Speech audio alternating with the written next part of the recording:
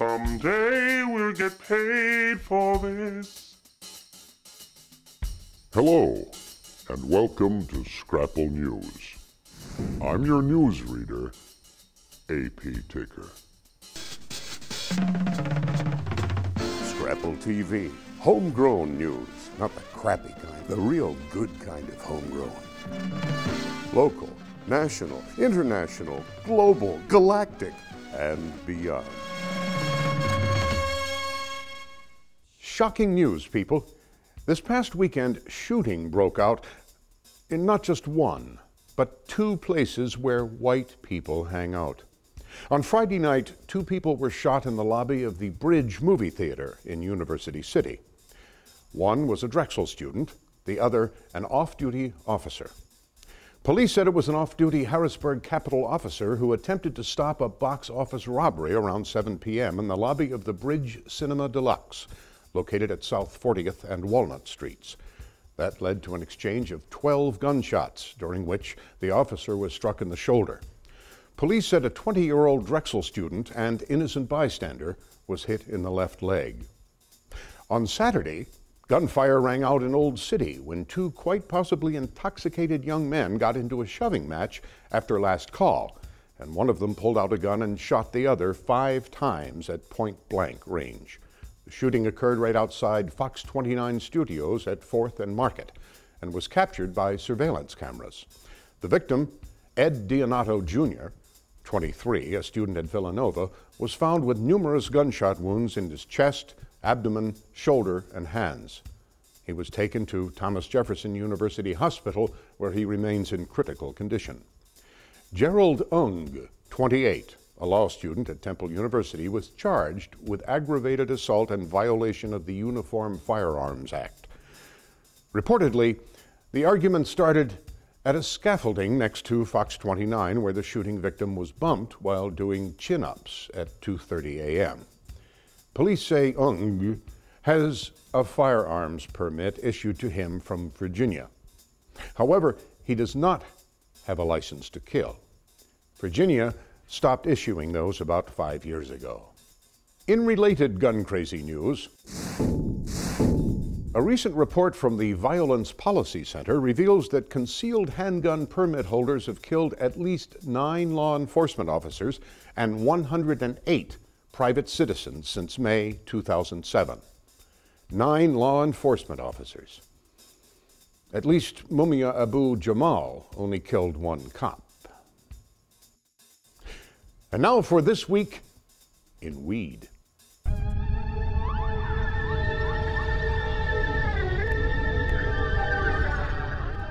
On Monday, outgoing Governor John Corzine signed a measure making New Jersey the 14th state to legalize marijuana for medical purposes.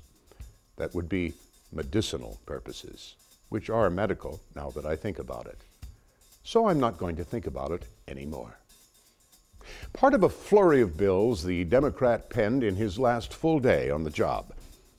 The governor stayed out of sight in his New York office as the State House was readied for Republican Governor-elect Chris Christie, who takes office at noon on Tuesday. The marijuana bill is expected to take effect in 6 months. Only patients with specific illnesses would be permitted to get a prescription: cancer, glaucoma, HIV/AIDS, seizure disorder, Lou Gehrig's disease, muscular dystrophy, inflammatory bowel disease, Crohn's disease, and side 2 of Led Zeppelin's Zuxo, queued up on the hi-fi.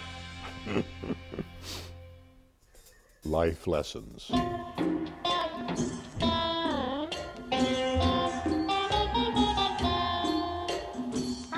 Lesson number 1.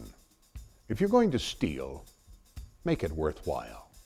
Never steal anything over the price of a cup of coffee or anything under $1 million.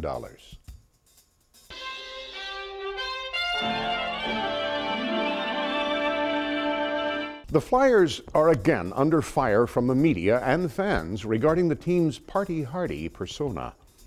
Flyers captain Mike Richards says that the stories have been overblown and not the reason for the team's struggles. He continues to be aloof with the media. The orange and black are no strangers to the empty bottom of a beer bottle. Back in the 70s, when the team made history by winning back-to-back Stanley Cups and driving cars through bars in South Jersey, there was Eric Lindros's boozy late-night antics and resulting on-ice hangovers, and the tragic 1985 death of goalie sensation Pelle Lindbergh to drunk driving at the tender age of 26. Here's hoping the Flyers can dial back their inner frat boy and bring home the Stanley Cup this year. I'll drink to that. And now, Piggy of the Week.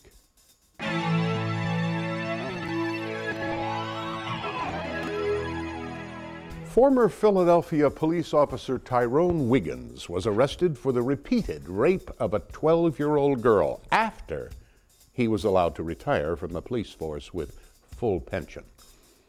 The police in this town have a long history of protecting their own when it comes to rogue cops. This has got to stop. When the police are indistinguishable from the bad guys, says former DA Lynn Abram, then society has a serious problem. No shit, Lynn. The thin blue line should not be used to obscure the shit stains on the police department's collective underpants. Congratulations, Officer Childfucker. You're our Piggy of the Week. That's the news, and I'm your host, AP Ticker. God save the people of Haiti and all who sail with her.